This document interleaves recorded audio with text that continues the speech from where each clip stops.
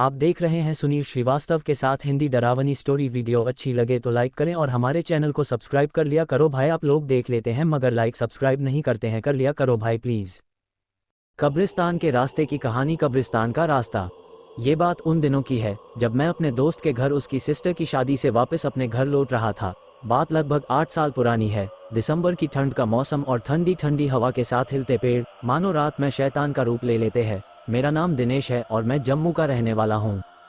मुझे याद है नज़दीक ही मेरे दोस्त की सिस्टर की शादी थी और उसने मुझे बुलाया था। मेरी तबीयत रात को ख़राब हो जाने के कारण से मैं कुछ जल्दी ही घर की ओर निकल गया। मुझे मेरे दोस्त ने बहुत रोका भी, बट मैं रुका नहीं और वापस घर की ओर चल दिया। मुझे याद है कि मेरे दोस्त के घर से लगभग 3 किलोमीटर दूर रास्ते में ही एक कब्रिस्तान पड़ता है। मैं अपनी बाइक से ही गया था शादी में।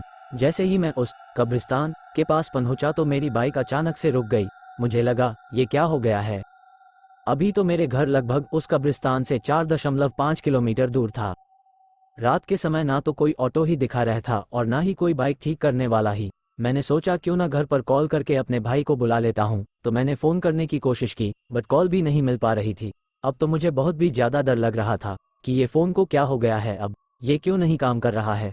पहले तो बाइक ख़राब हो गई और अब ये फ़ोन भी। मैंने गुस्से में अपने फ़ोन को कब्रिस्तान की ओर फेंक दिया, बट बाद में सोचा अरे मैंने ये क्या कर दिया यार, ये फ़ोन तो भाई ने गिफ्ट दिया था। लगभग 18,000 का था ये फ़ोन। अब मैं उसे ढूंढने के लिए कब्रिस्तान के अंदर चला गया तो मुझे वहाँ का वातावरण कुछ अलग ही लग रहा था। बिकॉज ठंडा मौसम होने के बावजूद भी वहाँ पर गर्मी लग रही थी मुझे। मैं सोचने लग गया कि ये हो क्या रहा है आज मेरे साथ।